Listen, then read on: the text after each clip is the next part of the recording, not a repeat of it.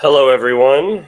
We are going to be doing Bible study, and we are going to be doing Bible study that will, I believe, be deeply affected and informative of this current moment.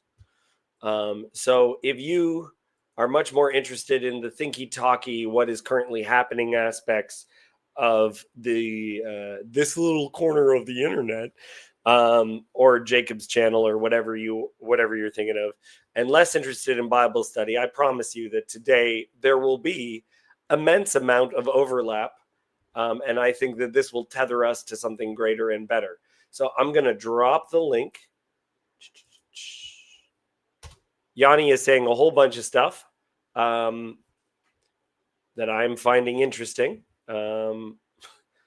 But I'm not going to comment on right now. I'm going to give you 5 minutes to join. You have 5 minutes to join. We're going to be in 1 Kings chapter 11, finishing off a chapter that we started last week, and I think we need to finish it off where we're going.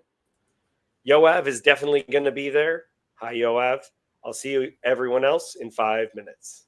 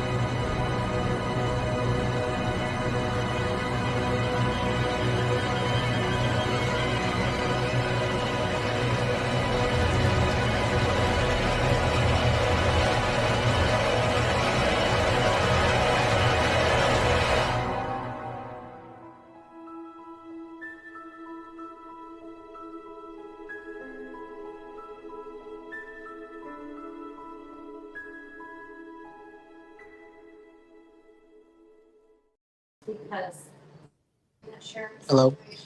Hello, all. Hi, Kirk. Uh, how's it going? I'm doing well.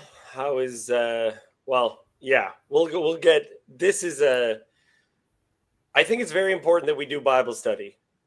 Matt reminded me what we were talking about today late last night, and I had I had not realized how the passage that we're going to be covering today will relate until you mentioned it. And then I was like, oh man, is this really where we're going? This is incredible.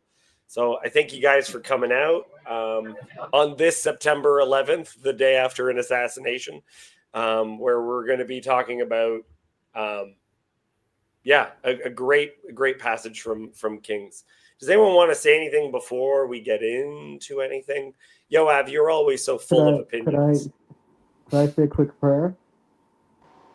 Yeah, you want to start with prayer, please? Yeah. Our Father who art in heaven, please may you bring peace upon this nation, and please may senseless acts of violence cease as soon as possible. Amen. Amen. Thank you. And we got Yosef coming in too. We got a good group of people. Does anyone want to say anything else before we actually begin the Bible study?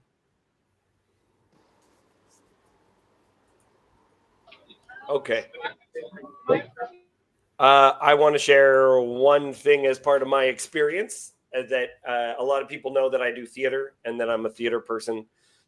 And last night I had rehearsal, and because of the general leanings, we'll say, of the theater community, it was very interesting to be there with people that I love and that I do believe are good people, who, let's just say it mildly, were not sad and were actually amused by the assassination.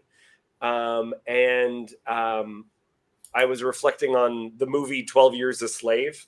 Benedict Cumberbatch's character is very important for that movie because they wanted someone who was a good person still involved in slavery. Because I listened to the writer talk about it. It was important that they represent the idea that when a system is truly evil, it takes good people and puts them in a it makes them do evil things, because I mean, what are you going to do? It's just part of the world that we're a part of.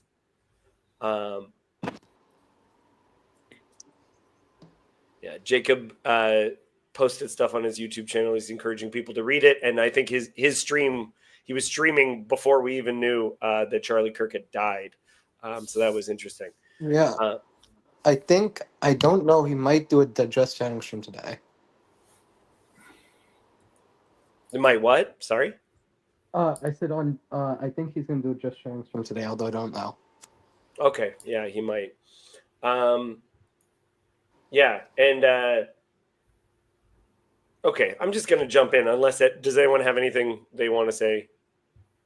Anything else? Okay. Awesome. I'm gonna share the scripture then.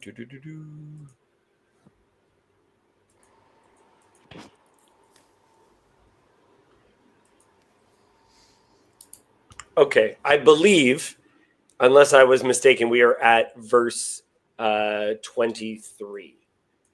Kurt, do you want to be the first person to read? Yeah.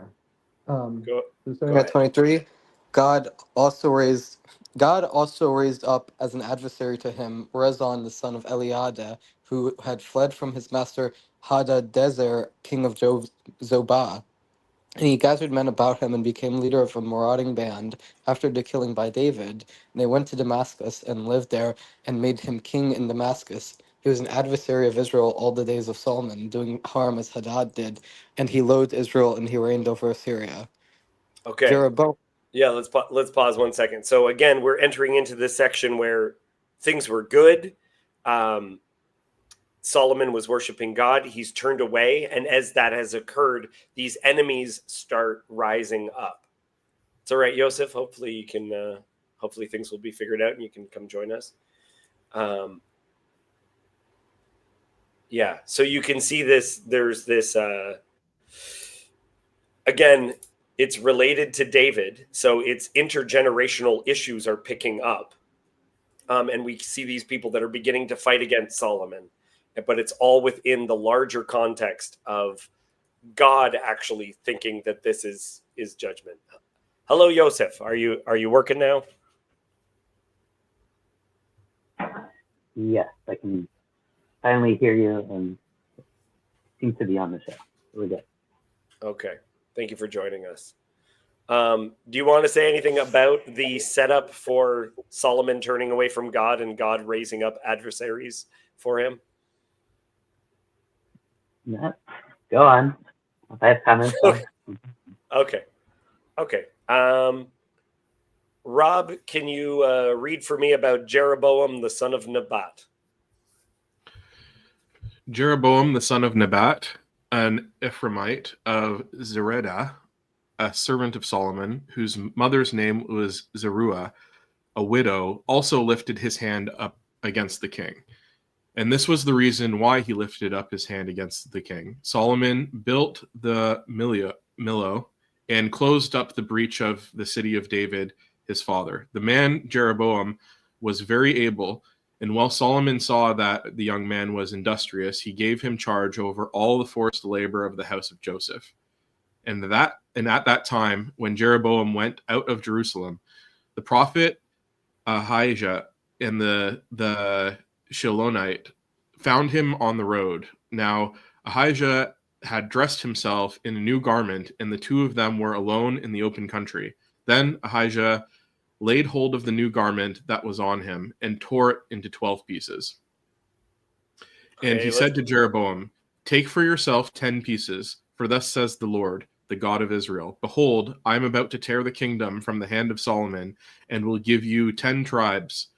But he shall have one tribe for the sake of my servant David, and for the sake of Jerusalem, the city that I have chosen out of all the tribes of Israel."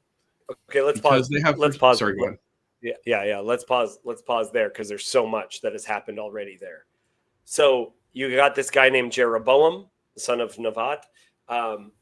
He's an Ephraimite, so he's related to related to Joseph. We see Joseph references here, and he is very capable. He's a very capable person, and that puts him in charge of more and more.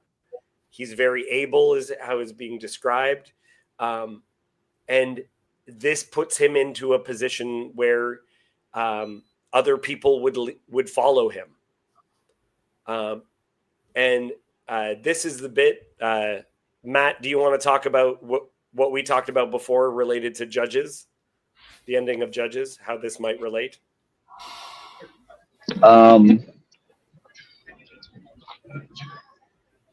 Like specifically like the dividing of the cloth and stuff like that.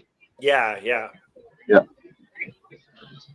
I mean, one of the things we were talking about, because my folks recently preached on the end of Judges, which features the dismemberment of a woman's body. Into 12 pieces. Yes. And one of the things we were talking about is a certain sort of like how the cloak is sort of a symbolicizing of that. And so this is sort of like an expansion of, it's like a symbolic dismembering of a part of this guy's body. We got Neil talking about investments representing your authority in a role. And cloaks are just really, really important. This idea that like it's a sign, it's prophetically saying this body has been cut into pieces and it's about to be divided up. Right. The body that is the nation is going to break into these parts. And so, I like that because I've wondered about this. One of the images that I found is this guy shows up with a new cloak and it's all he's wearing. And so he takes it off. So he is leaving in like a state of humiliation. Yeah. It's also a banishment, a removal of the covering that you fashioned. It's not working anymore. Right. And it's like a cloak. If you think about it, if you think of just like what a robe looks like, it's the shape of a person, right? It's the shape of a person. And so instead of a person being cut into 12, it's a garment, symbolically, like being ripped apart, being very clearly a symbol of the thing falling apart. And that this is coming from a prophet. So this is God's judgment and justice coming forward. Joseph. So, And this image has been used before with Saul, where he was grabbing onto Samuel's cloak, his son was running away, and the cloak tore. And he's like, just like my cloak is torn, so your kingdom will be torn from you. Yeah, that's right. That's and David tore Saul's cloak as well, right? Yeah. David also tears the repeated tearing of a cloak to resemble the tearing away of the kingdom.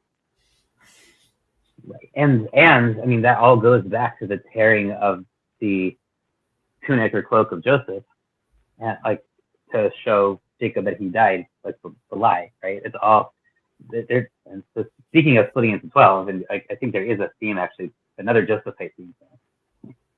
Oh, that's very good. That he's from the tribe of Joseph, and they're tearing apart a cloak in front of him. That's very good. Joseph, that's so good that I'm upset with myself for not noticing it. I knew there was some reason I had to jump on today. Yes, yeah. Now I just feel like an idiot. Okay. Joseph, what is your take on why he gives him 10 and not the 2? Because is it that he's being given all the tribes except for Judah and Levi, or is it Judah and Simeon because Simeon is inside of Judah? What do you think? Well, it's definitely not Levi, because Levi is spread throughout all of the places, and there are Levites in the north. In fact, we know some of the Levites in the north are acting as priests, right? When they shouldn't be. So, like, I don't think we can say it's Levi. I think Judah and Shimon make the most sense. But there's something kind of interesting about it, because Levi's kind of split between them, but it's not really counted among the 12 tribes, right? And especially when we're talking about he's an Ephraimite, it's not saying, right? It's stressing he's not just like a Josephite, he's an Ephraimite, and they're counting Ephraim and Manasseh as 2 separate tribes here, right? So like Levi is not a tribe. Right. Okay. Yeah, that makes sense. It's an interesting image as well, because I've talked to people about this. If you're just looking at Genesis or you're looking at early passages as to understand what Messiah is like, there is a case to be made for Ephraim or Joseph having a Messiah come out of him. Okay. And you can even see in this passage little bits of that, that Joseph and Ephraim have a claim to a rival position of leadership, or yeah, maybe not rival, but complementary. Because I think in Genesis, the way it's set up is you need the leadership of both Judah and Joseph to survive Egypt. You need them both to get back to Israel. Well, in fact, you need Levi too to get back to Israel. So you need a combination of multiple leaders that complement each other, and not just one ultimate one. Because you need the leadership qualities of David and Judah as much as you need the leadership qualities of Joseph. I have a question related to this, though. Is this guy, I know what he does to maintain his ripped apart kingdom is evil, but is him following this like evil? It seems to be what God wants. No, I would say this is a lot like, is it evil? Okay. The brothers selling Joseph to Egypt, into slavery. They didn't know it was going to be Egypt. But them selling Joseph was a bad thing. But it was what God intended. It was the plan. And ultimately, it's for the good. I think that this is sort of being framed the same way. This is God's intention. And even if he goes down a bad path, like this is ultimately, it should be.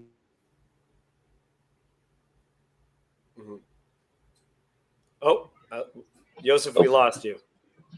Yeah, like I think. methodological Sorry. gap filling, right? Where you have to say, okay, well, when the Messiah comes, the kingdoms will reunite. Like this is Jeremiah's prophecy at the beginning of his book, before where he's still trying to unite the kingdoms, and there's still this vision that they will come together again. And like the inverses of this chapter, right, are going to be repeated in the kind of symbolic work of Ezekiel and Jeremiah of reuniting the kingdom. And he becomes like what it's not just in the Mishnah, it's also in scripture. Jeroboam becomes the archetype of a bad guy. Sort of. Because there's also like just to push back a little bit on Jacob there, there's also the very famous passage where like this rabbi is saying how bad Jeroboam is, and like teaching this in in the 2nd century, and then Jeroboam comes to him in a dream, and says, "If you lived in my day, like you would have fallen far farther than me." And like, so there is this kind of interesting tension around, like, is he the worst? Like, he's one of the few people that the Mishnah specifically calls out as saying he will not enter the world to come or age to come, right? Yeah. So he's one of the examples of like why Judaism can't ever quite be fully universalist, because there's a list of people who like who aren't getting in, who caused the like mass heresy, right? That's really or apostasy. I don't know what everyone would call it, right? So he's one of these people who caused mass heresy, or because he led lots of people into idol worship, right? So like he's given a pretty heavy thing, and at the same time there is this kind of tension saying, he actually like did the best he could in his day, and we can try to judge him for that, but like we honestly don't have that capacity because we don't really know what idolatry and paganism and theology was like and how it had to be used politically. Right? So there is a little bit of pushback, but yeah, he's kind of, I want to say he's an arch villain, but he is certainly seen as like the prototype of the bad king. That inability to cross over is so interesting because there's so much kind of Moses imagery in this passage attached to Jeroboam. And I kind of think at this point in the story, it's kind of like ambiguous how good or not good this is. It's like a trial separation. But I think in a chapter or two, Jeroboam turns it into a divorce, which he shouldn't have done. That's good. That's good. Yoav, you have been surprisingly silent. Have you any thoughts? Well, yes, I have, but I apologize. My interests are sometimes quite divergent from the interest of the group as a whole. I'm interested in this Milo thing. Suddenly, in the middle of the story, there is a mention of Solomon building the Milo and closing the opening. And that seemed to be quite an important issue. So what is this Milo? And why is closing of the opening of any relevance here? And as usual, we are not sure what the Milo is. What I believe is that the old structure, that the old complex that Solomon built is a replica of Egyptian temple. It was built after the style of an Egyptian temple. And the Milo is a kind of a garden, small garden attached to it. The point is that there was some kind of an entrance to the complex that people used to get in and out, and building that last bit closed the opening for the common people.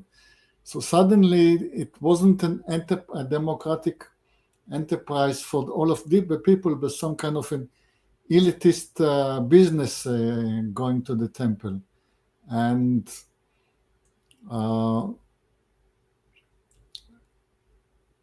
it's sort of reminds me of the end of Rome, when you had the struggle between a more democratic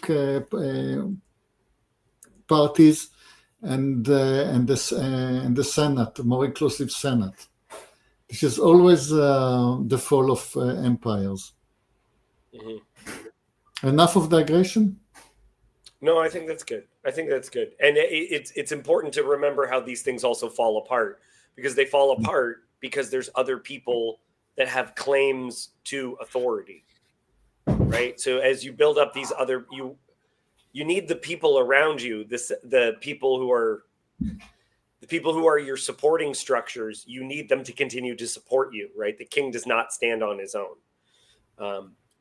And in many ways, what we're watching in this is about how a nation falls apart, right?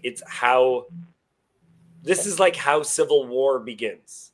This is all part of what we are. This is why Matt, I think, was just like, we're going to be talking on September 11th, the day after an assassination, about how a country falls apart. That's what this story is about. And that God understands it, and he's ripping apart this garment to be like, to be an overarching conversation about God's understanding about what is even happening here. Okay, so I'm stressing this point. It is quite well understood how the Rome fell, how the Republic of Rome fell. I mean the part when it deteriorated from being a republic to being a monarchy. Yeah. And that process is very well documented, and I find it echoing in that story about the building of the Milo. And I think it's very relevant to what's happening in the US. I will not get into it now. Well, actually, I might pick up on it though, if you don't mind. I have a piece on you. I happen to have a piece in front of me. So there's a bit of like a three-way debate on exactly what it was. And the Septuagint says it was a fortress, but it seems to be because there was a fortress built next to the temple by the Greeks, expanded by the Romans. The Septuagint seems to be envisioning the Milo as a copy of that fortress, but like an early predecessor. It's probably not correct, but like they're getting it from the architecture of their day of the temple. The other two major theories that archaeologists sort of play with is it's basically like a backfilled fortification wall on the slope of Jerusalem, because Milo means to fill in, right? So like Malay. So it's a backfilled fortification, or we know that the city of David, like the temple is on a single, like the city of David is along a slope of a mount, right? And then the temple's at the very top, and the palace would have been next in front of it. Milo might have filled in essentially around the mount and connected it to the next hill up over essentially. So we know that historically they did fill in that area. So it's instead of horizontally, how do you put it? Instead of filling in as a wall, it's actually filling it as a floor, right? That connects and enlarges the space.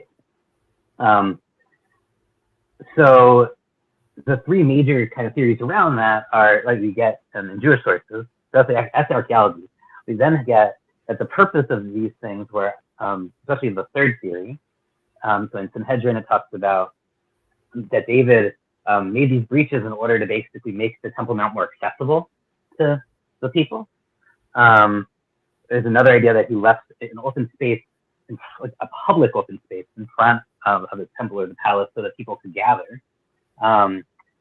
Or that it was a way for the king to get special access to the temple and its court, right? So to connect the palace and the temple in a new way. Because we know, obviously, those are the two major building projects in Solomon. Beyond the Milo. Now, it says he built the Milo for the daughter of Pharaoh, right? So there is another like little thing that's kind of funny there. Like you wouldn't build a fortification probably to like impress your wife or to like give her a present. It's like how it's connected to her is not. None of these theories quite work, but in general, essentially, the idea that it's facilitating either a space for national assembly by the temple or facilitating access to the temple are, I think, really resonant, especially kind of given maybe recent events. And it also is going to really connect to the story later, because what's Yeroboam going to do? He's going to try to cut off access to the temple from the north, right? Like that's one of his major things. So in some ways, like he does the same thing, but like at a different scale. and it's almost like a tit for tat, right? But like, so you're gonna cut off. Yeah, he understands. Sorry, as we've lost you for a second. They won't be able to do pilgrims anymore. Yeah, he understands that the power of the kingdom is maintained by its connection to God. Yeah. It's somehow related to worship. Worship is, as we were just about to see, even related to why the kingdom falls. It is connected to worship. Michael and Rob, I haven't heard from you guys, so I just want to give you guys a chance to say anything if any reflections have come to mind. So I'll go Rob first, and then Michael. Rob, any thoughts? I don't think I have too much in addition. Just kind of taking it in and gathering the context, I think, is really helpful. Okay, cool. Mikhail, Mr. Sartori. Yeah, I don't know. I'm gonna wait until I park, and then I can look at the text a little more closer to see what I missed. So, No problem. But yeah, so I'll hold off for now. All right, that is all right. I will add. Yeah, go ahead. I think Matt put it earlier, like just how much Moses imagery is in this section is pretty, like, unbelievable, right? Like, we can say that there's like he's an inverse of Moses maybe, because he's like going from Israel to Egypt, right? There's kind of an inversion here, but like that he is the taskmaster, right? He's in charge of the forced labor, and then he's going to rebel and run away, right? So there's a lot of like, I don't want to say he's like Moses. I think it's more of an inverse Moses, but like there's definitely a lot of. Well, okay, guys, I'm working from home today, and and the only speaker I have, I'm on headset on a phone, so yeah, it sucks. I don't have like a good setup. No, but you are look, as Taylor Swift taught us, the haters are going to hate. Exactly. Yeah. No, I think what you're saying makes a lot of sense. And Yoav was talking about this, that the chapters before and forward are so tied to Egypt, right? So the being in charge of a taskmaster and all this other stuff, you could almost trace the downfall of Solomon in his connection to Egypt, that he marries the daughter of Pharaoh, and that he goes and buys horses, trades for horses in Egypt, which Deuteronomy specifically says is going to be like, is one of the signs that a king is falling, right? So the connection with Egypt, that then he, I believe it's in the Septuagint. I don't know if it's actually in the Masoretic text. Traditionally, Jeroboam's wife is Egyptian, is an Egyptian princess as well. So building this idea. But even here, like, there's an inversion, because before, the daughter of Paro is the one who adopts Moses and like gives us hope and like is like a major positive player in the Moses story. And here, the daughter of Paro is basically the cause of the downfall. This is where you look at the inversion. Well, and even Jeroboam's mom's name means leprous, does it not? Yeah. So, like, as far as names which are symbolic, why does he have a mother who's named leprous? Like, what is happening? So it's weird, right? She's a leprous widow, right? Like, there's a real there's a whole thing on here where like she is like she should be like the bottom of society, and so in some ways, like, this is kind of also an inverse of Moses. He's not the son of Levi, or the grandson of Levi. Like, he doesn't come from like but like he is a Josephite, really, right? In the sense of, he's a guy who seems like he's nothing. He's a slave, and he gets elevated in the household of Potiphar, in this case of Solomon, right? But like, there is kind of a parallel there too. I mean, then the tearing of the garment would actually be symbolic of of Potiphar's wife tearing Joseph's loincloth off, right? So there's another. Well, in Passover, the dipping of the parsley is to remember how we get to Joseph, how we get to Egypt is through the ripping of the coat. The ripping of the ripping and dunking of the coat is how we get into slavery in the first place. So the idea of going back to Egypt, the first thing you do to get back to Egypt is you rip the coat. That's the beginning of it. Yeah. Okay, let's go back to the text. Kirk, could you read for us, please? We're at verse 33. Sure. Because they have forsaken me, and worshipped Ashtoreth, this goddess of the Sidonians, Chemosh, the god of Moab, and Milcom, the god of the Ammonites, and they have not walked in my ways, doing what is right in my sight, and keeping my statutes and my rules, as David his father did. Nevertheless, I will not make him the ruler. I will not take the whole kingdom out of his hand, but I will make him ruler of all the days of his life, for the sake of David, my servant, whom I chose, who kept my commandments and my statutes.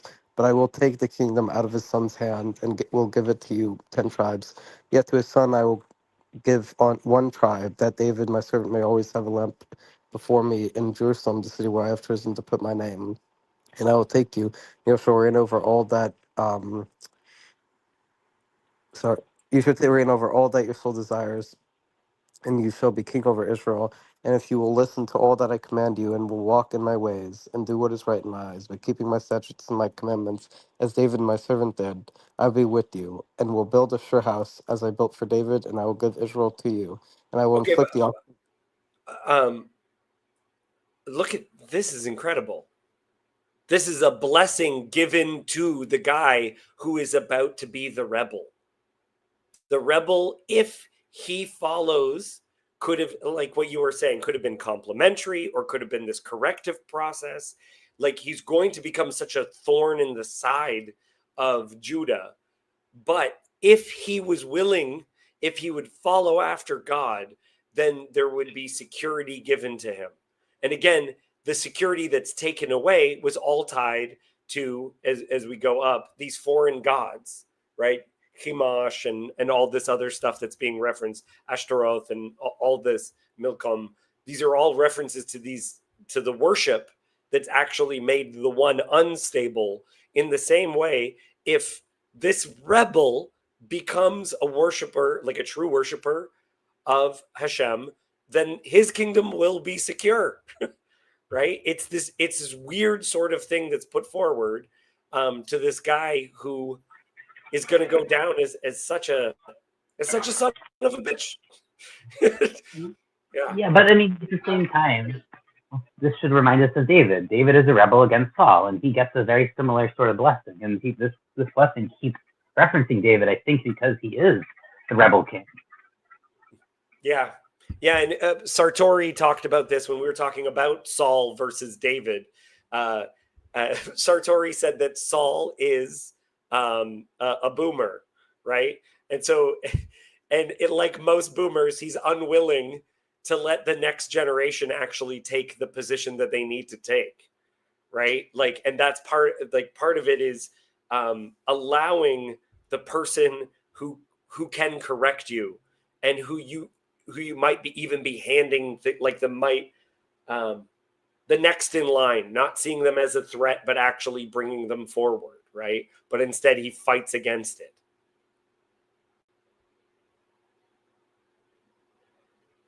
Yeah.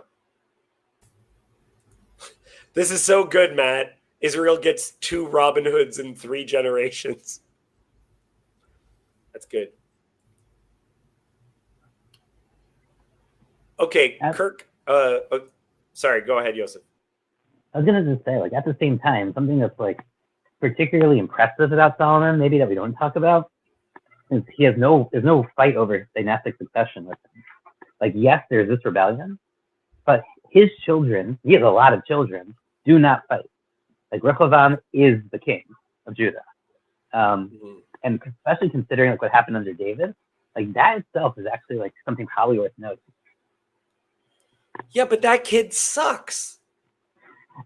Maybe, but like no one's challenging him, right? Like he has so many kids. You'd think someone is better. Someone, other people are like, how.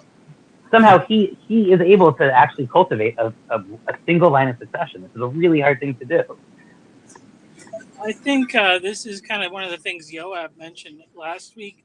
The way that Solomon ran the kingdom, he made it a very unappealing job to have, I think. And this is even the thing, you think of, it's like, okay, so where I am here, every neighborhood is called something or other ranch because they all used to be ranches. And then at some point, people were like, that's a freaking heck of a lot of work to run a ranch. Let's just sell this land to some developers and go move to the city. And so it's like, it's kind of this problem of success or whatever. So, it's not surprising that all the kids weren't chomping at the bit to take over. Because if all they've known, being kids born in that kingdom, is Solomon's example of kingship, he was a pretty hardcore guy. He wasn't taking a lot of vacations, that's for sure. So that's a way of saying it. Maybe. I don't know. I mean, he has a pretty successful kingdom on some level, right? He has this international trade network. He has respect. He has wealth, right? Like there's definitely stuff going on there that someone might want to seek after, kind of the entrepreneur. I don't know. Well, also he writes, he's got the book of Proverbs. He writes that's his wisdom for his son or sons. And if you read Proverbs, you shouldn't, it doesn't, that also is like, hey, if I don't have to be a king, there's a lot more options, so, maybe he just did a really good job of teaching all that stuff too, He also includes in Ecclesiastes that one of the parts of that is hevel, that is vanity, is that a wise king gives his inheritance to a foolish son. That's also part of it. Yeah, Ecclesiastes is interesting because at least in one of the Midrashim, Solomon stepped down and left. He doesn't die. It's not Rehoboam doesn't become king because he dies. He actually steps down first. He allows Rehoboam to become king. He's the opposite of the boomer. But then he writes Ecclesiastes basically as a commoner that his son is king, as kind of a book of, I'd say, repentance almost over his life and what he's done and how it's led to this point. Well, this is a good set of energy, but I think we should get through the text because this is basically how the chapter that we're covering ends. So, Kirk, can you read for me right here? This is where you are right now. 39. Yes. And I will set the offspring of David because of this, but not forever. Solomon sought, therefore, to kill Jeroboam, but Jeroboam arose and fled into Egypt to Shishak, king of Egypt, and was in Egypt until the death of Solomon. Okay, pause 1 second. So this is, again, Yoav is very pleased. Yeah, Yoav. More than pleased. I keep struggling to squeeze an objective truth out of this quite story that looks like a bunch of nursery rhymes. Shishak the king is real. There was a king Shishak in Egypt at the time, and he left historical records. This is a point where the whole story connects to reality. Also, earlier in this chapter, we discovered, to my surprise, that actually the area of Damascus is out of reach for Solomon. The kingdom of Solomon that was sort of presented to us earlier as the king of the Middle East is not the ruler of Damascus. And Damascus, if you must know, is the capital of Syria. And if he has no control of Damascus, I repeat my question of a few chapters ago, where does he get the bread from? He needs to feed all of the labor, the Zidonites and the Israelis and all of the. Somebody has to grow the wheat. There's not enough fields in this tiny land of Israel to feed everybody. So I thought it was coming from Syria. If it's not coming from Syria, then it must be coming from Egypt.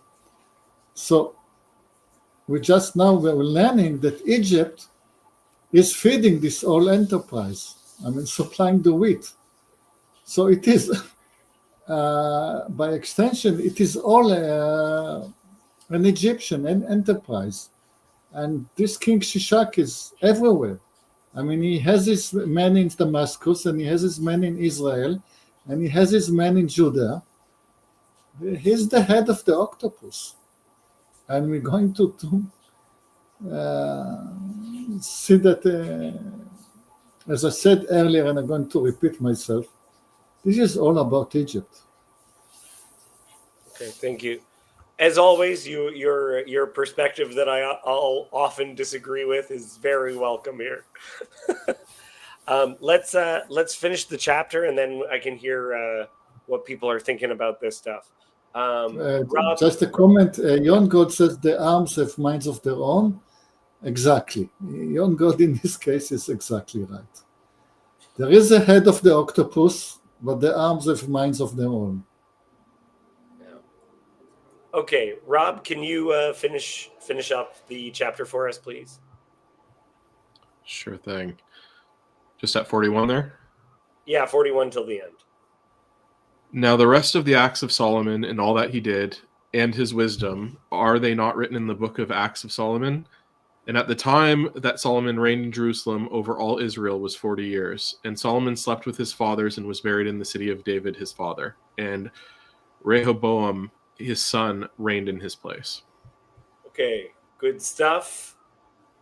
We don't have the book of the Acts of Solomon.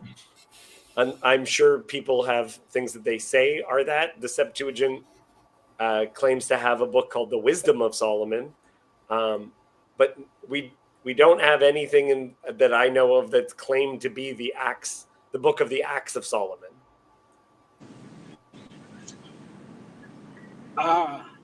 Yeah, so here. Oh no, you're a robot, Michael. You're a robot, and you're trying to contribute, but you're just contributing as Mr. Roboto. Okay. Does anyone have anything to say besides Mr. Sartori? Yeah, I want to repeat myself yet again. There is only one politically. There's only one way in which there is no struggle for succession, and that is if the Rechavam is a nomination. If he's nominated by the Egyptian emperor, there cannot be any struggle for succession. Oof. Yeah, okay. But then that also makes them a puppet state, right? Everybody was, but they had minds of their own. The arms have minds of their own. Okay. I believe that maybe I will be corrected by someone, but I believe that 40 in the Bible, yes, it's a biblical number, but it's a biblical number. In my mind, 40 is about tribulation. 40 is about testing. 40 is, it's related to, can be purification, but it's also judgment befalls after 40 years also. Didn't David also reign for 40 years? Like, it could just be like a certain sort of like fullness. I mean, his reign was very tribulational and tumultuous, but No, I'm gonna have to find that. Let me see what I can find. Joseph, do you have any comment on that? On the reign for 40 years? Do you think that's symbolic or anything like that? Oh, yeah, of course. I mean, that's classical. A complete reign, a full lifetime. I did want to comment on what Yoav said, but then I had lost the connection for a minute there. So I'm going to disagree. So Shishak, his invasion of this region, there's not someone before him in this region who's Egyptian. He's building diplomatic ties in the decades before he comes in, but then he does invade. That invasion hasn't happened yet. So I don't actually think that he has the control that you're positing over this region yet, but he's trying to get it. He's certainly working towards that. He's about to really, like, we know he's about to plan like quite a big invasion. We're going to hear about that in a couple chapters. So like in chapter 14, right, the invasion of Judah. So and he does go all the way up to Syria. There's no question. Like we have inscriptions from Byblos, which is now in Lebanon, but like that's the major city of the Phoenician trade cities at this point, and he definitely reaches there. And we have an inscription in Megiddo from him, and like we have a description of the entire military campaign, including this is how we date Solomon, right? The way we date this entire period is because we know when Shushank's the first reign, and we have archaeology to tie him to events. Now, on the other hand, if you look at kind of the minimalists among the archaeologists, so like Israel Finkelstein, like his camp, will generally say that what's weird about the list we have in Egypt of this campaign is they don't mention Jerusalem. And this is really getting 3 chapters ahead. But like they don't mention Jerusalem, so they think that Jerusalem actually wasn't so important, that either it wasn't conquered, but they made a story about it being conquered to make it seem more important, or the other possibility is it was conquered but wasn't important enough to actually put on the list. Well, that is exactly my point. Yeah. How do you justify Shishak not conquering Jerusalem because he had Jerusalem in his pocket already? Right. That would be another way to do it, is to say he doesn't need to conquer it. It's already tied to him. So we don't need to list it amongst the city's conquered. And that's certainly another way to go. Just for Matt to be able to see, it's David reigned over Israel was 40 years. He reigned 7 years in Hebron and 33 years in Jerusalem. So it's interesting. It is 40, but it's a 40 split into 33 and 7. Right. Yeah. 7 good years, and then the trials. Yeah, and actually 33 and 7 is the same pattern you have in Leviticus for the purity of a mother who gives birth to, or impurity of a mother who gives birth to a boy, right? So we do have that split elsewhere, where it's not actually it's not an unheard of way to split 40. That's 40 days, so it's 40 years. But you also get like 48 years is I think the time that Deborah was a judge. You get it, maybe it's Gideon. I think there's a couple judges, the good judges, who also get 40 years. So it's like a basic symbolic number. Okay. All right. Thank you. So can you hear me now? I can. Good. You sound great. All right. So the thing I was going to say, maybe it'll, it was a little more in favor of Yoav's hypothesis or whatever. This is just something I was just thinking about, in regards to like the preservation of the text and things like that, like, why don't we have the Acts of Solomon that it mentions there, but we do have this? And, maybe those chronicles or whatever are a little bit more propagandistic in favor of, Solomon's reign and all that kind of stuff. And you have people that are, because Israel's, I don't know exactly when they say like this was penned, but you have all this time where they're under duress, and you have to think about like, how are these things going to spread? You have to be careful about how you portray your friends and your enemies in these writings.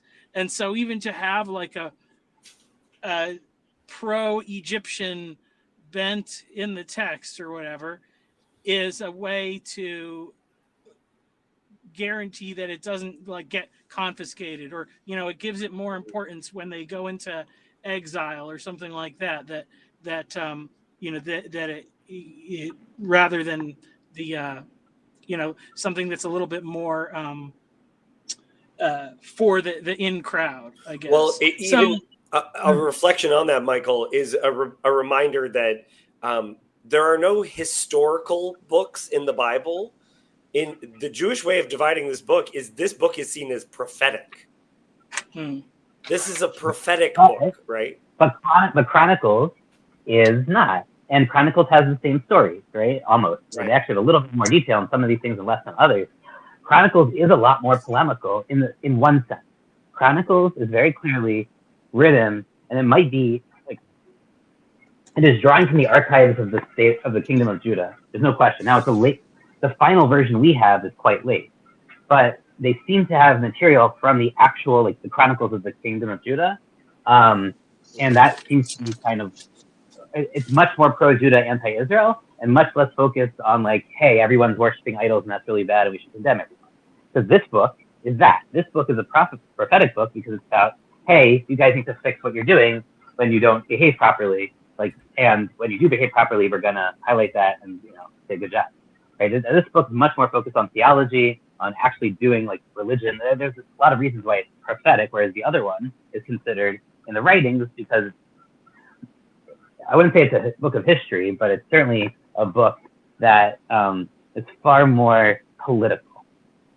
And that's what it cares about. It cares about the politics. It cares about the military, the strategies, the movement, and it really cares about making the kings of Judah look good, right? To speak to Michael's point, like that book, there's a reason that book comes out of the exile and is written or rewritten probably, because I think a lot of the source material is quite old, but it's certainly rewritten in the beginning of the Second Temple period as like a way to justify why Judah should still be the leaders of the kingdom even after the exile. I get that point, but it's interesting. We consider both to be inspired, right? Both the Chronicles perspective and the King's perspective. But I don't consider the acts of the. We don't actually consider Chronicles to be so inspired. That's a big difference. Like there's like the level of prophecy matters a lot. Yes, yeah.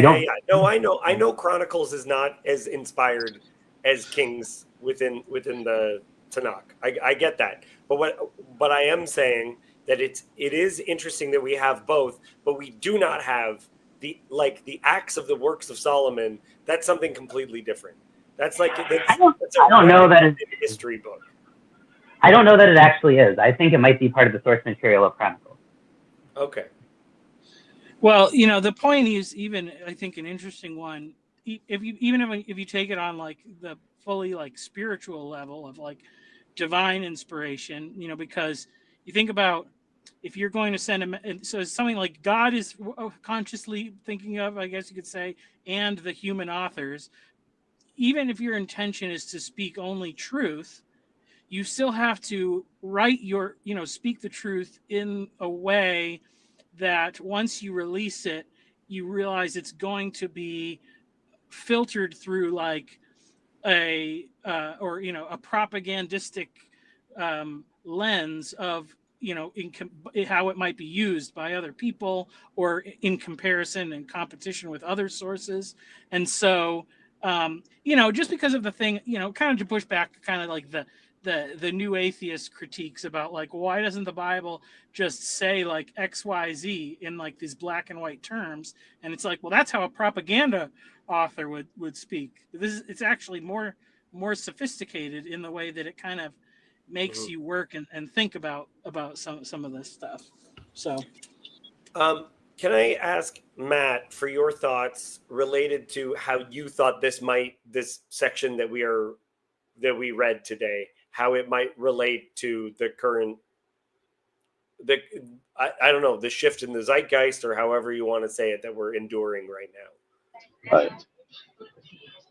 Just the fact that it is about civil unrest. I mean, we haven't gotten to the point where a secondary worker is assassinated after Rehoboam's labor uprisings happen in the next chapter. But it is a moment of high political tension that has the potential to resolve in severe dissolution. I don't know, I didn't think super duper hard, but it just seems like a very poignant text to be meditating on today. Thank you. I didn't have like a direct connection, but was hoping that this would kind of give us something else to focus on that might bring other things to light, but I wasn't sure what necessarily might be brought to light. I mean, I have one, right? The closing of the Milo and the breaches as the closing of the space for a national assembly, right? Like the unity is no longer possible because there's no way to assemble anymore, right? And to interact. in a meaningful way Mhm. in front of the temple, like with a shared value system. Yeah. And unifying towards the higher purpose, which is related to God, and the disobedience is unifying towards a wickedness instead of a goodness. Yoav, can I get you to comment on what you kind of opened with? My take, it will end in tears. No? Okay. Okay. You've hinted at some ideas. You don't have to share them. Rob, do you have any reflections that you would like to share? I did a podcast once upon a time with Rob, and in that podcast, I also wouldn't shut up. As Rob life. just put up with me, yeah, in another life. Yeah, I mean, the one thing that I'm kind of taking away from this as a little bit of encouragement is just that God's hand is on all of it. Right? Like, this whole thing is presented not as though this is an unexpected element of chaos that's been introduced into an otherwise well-functioning plan, right? This is, God is even, we're even prophesying exactly which parts are going to go to which person, how things are going to be protected in the long run, and that it's not forever. It's going to return to to the line of David, and like all of these things are kind of being outlined as, God knows the beginning from the end, and it's it's God's hand is on it. It's not out of control. That's beautiful as a connection. What Joseph was saying before, the connection with Joseph, the conclusion of the Joseph story is all of this wickedness and everything else that is happening. It was like you intended it for evil. So there's still evil which is done in the world, but God in his sovereignty is putting everything together for good, even in the middle of something horrible happening, which I would say is basically impossible to hear in the middle of the terrible bits. I have a friend who one of my best friends just finished his treatment for he had bone marrow transplant because of what was happening, where he had blood cancer and all this other stuff. And when him and his wife were in the middle of all this stuff, I did not talk about Job at all. I feel like Job is a wonderful thing to build a foundation for, but it is actually not a helpful thing to hear in the middle of it, right? Especially if you've never encountered that idea before, because my friend is like becoming a Christian. And I was like, I don't know if right now is the time to introduce this story. So it is very interesting, and for our benefit, I think, to contemplate these stories, to have them deep inside of ourselves as we're beginning to hit this terrible bit. Yeah, absolutely. Keep the commandments no matter how bad it gets. Yeah.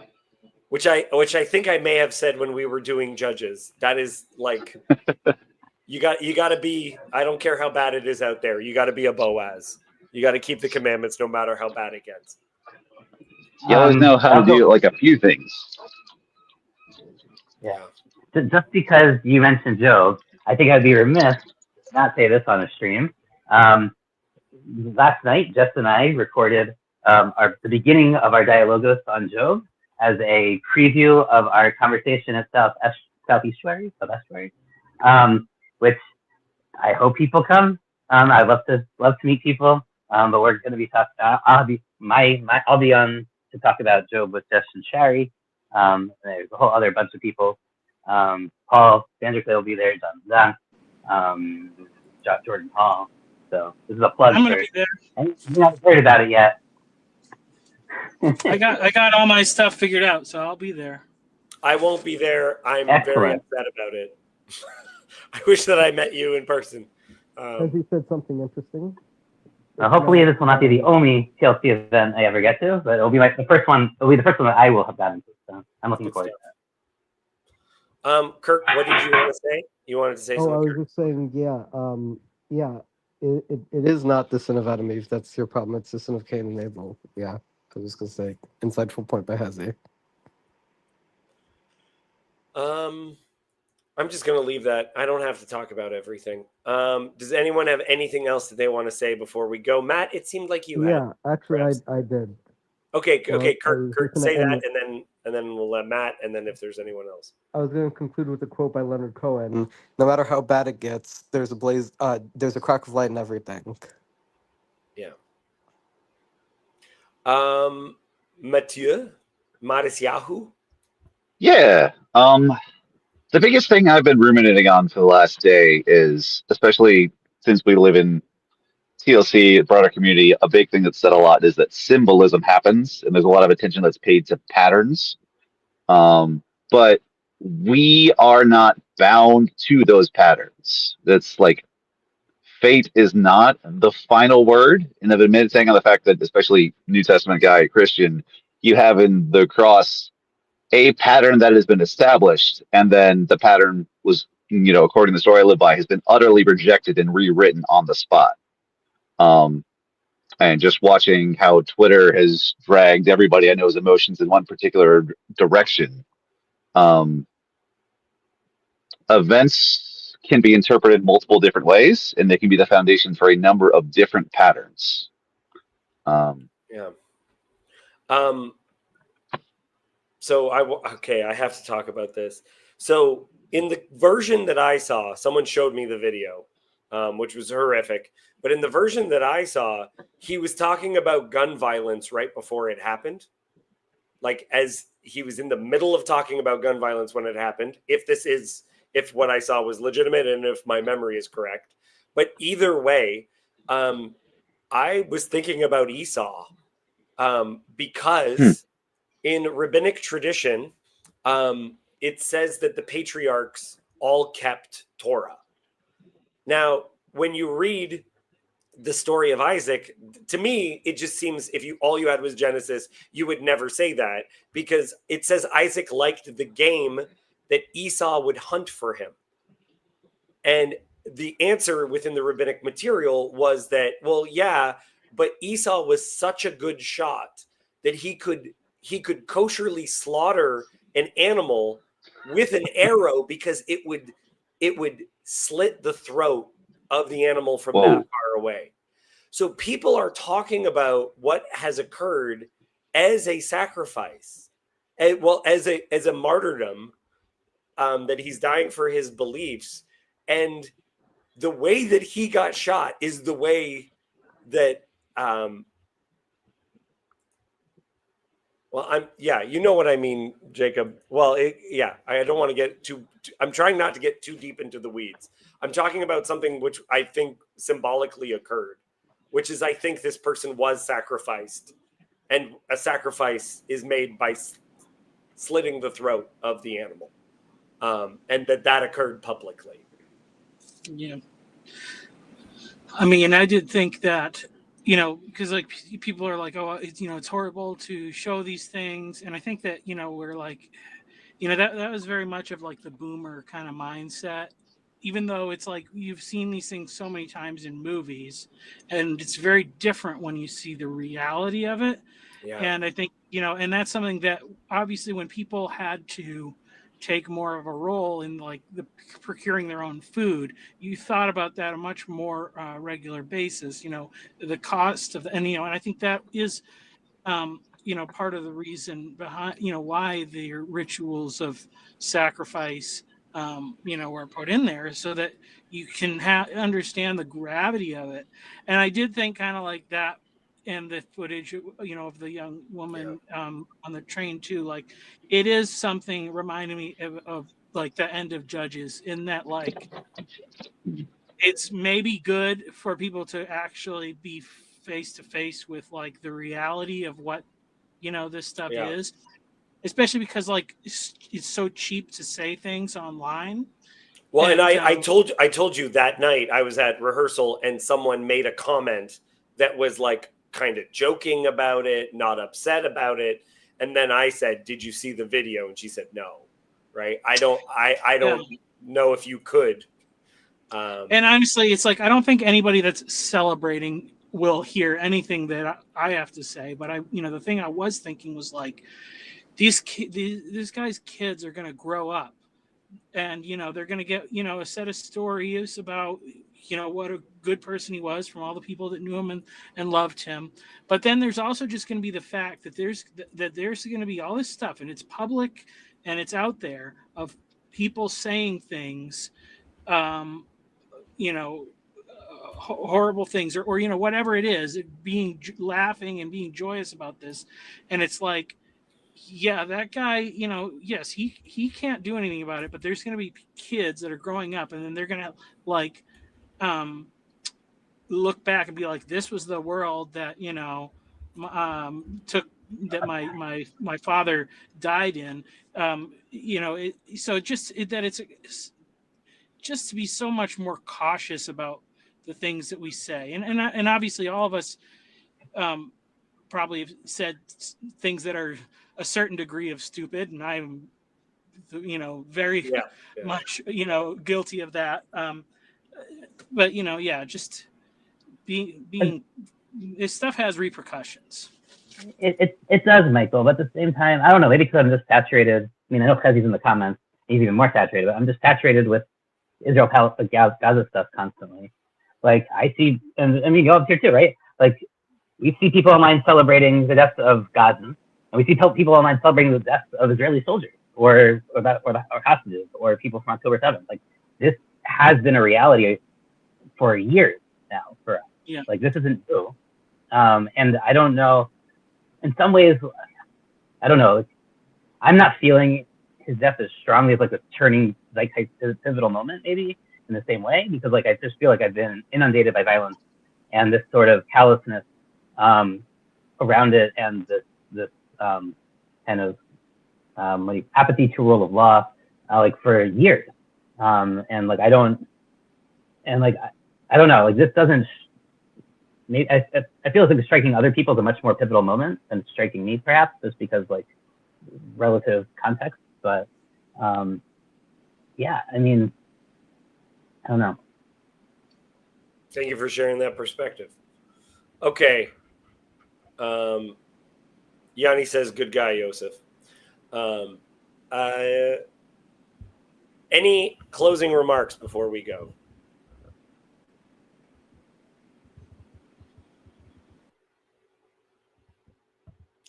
Thank you so much for coming out. Lord have mercy. All right. I'll see you all next week, hopefully. Who knows? Yeah, we'll just continue where we're at. Thank you guys for coming out. Bye. Next week.